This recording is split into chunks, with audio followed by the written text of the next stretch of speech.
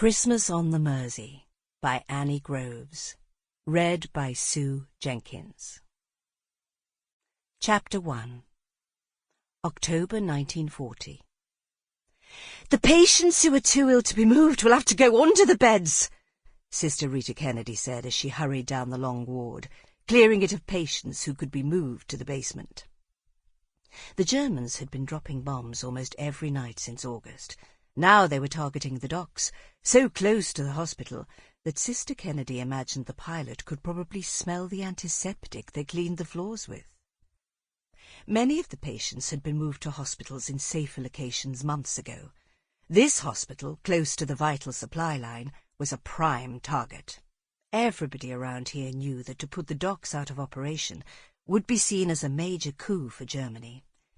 These remaining patients were emergency cases, brought in for assessment or emergency surgery before being sent elsewhere. The ward was busy every day, but since the raid started only moments ago, it was like Lime Street Station at rush hour. "Johnny the porter said an enemy plane has been shot down over Gladstone Dock." Sister Kennedy did not have to listen too carefully to hear the probationer nurse's excited words. "He said the pilots landed in the Mersey." Sister Kennedy, like everybody else in this hospital, had friends and family who were serving, but this was neither the time nor the place to gloat. "They say he's still alive and they've sent a crew to seize him." "D'you think they'll bring him here?" another nurse inquired as they helped an old woman from her bed. The sound of anti-aircraft fire almost drowned out her question. "There's no time for idle gossip. Just get on with making the patients as safe as you can, please."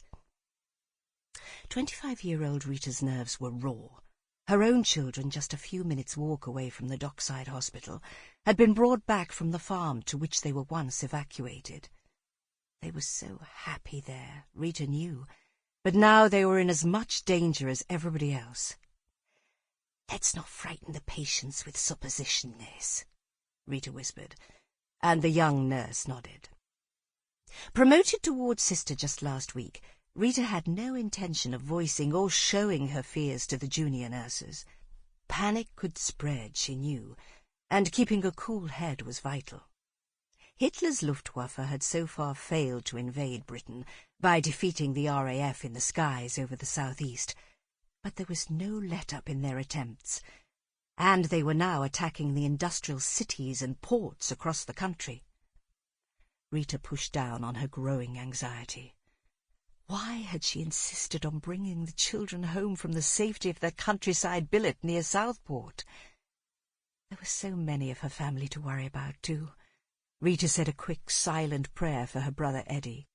He was sailing with the convoys in the North Atlantic, bringing back vital food and supplies.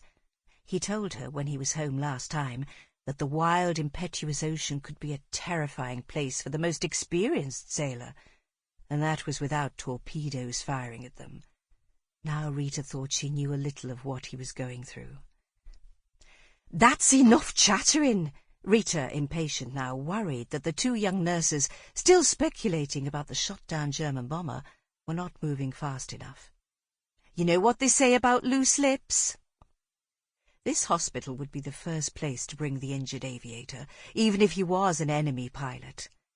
However, they were not here to judge, but to ease the suffering of every patient brought through the double doors of the hospital, no matter what his nationality. "Go to it!" "Yes, sister," the junior nurses chorused and resumed their duties. Rita kept half an ear on the drone of enemy aircraft as she made her patients safe, her practiced demeanour professional and efficient. Internally, however, her terrified thoughts were with her children Michael and Megan. "Please, Lord, make them safe," she prayed silently. "Don't let anything happen to my babies."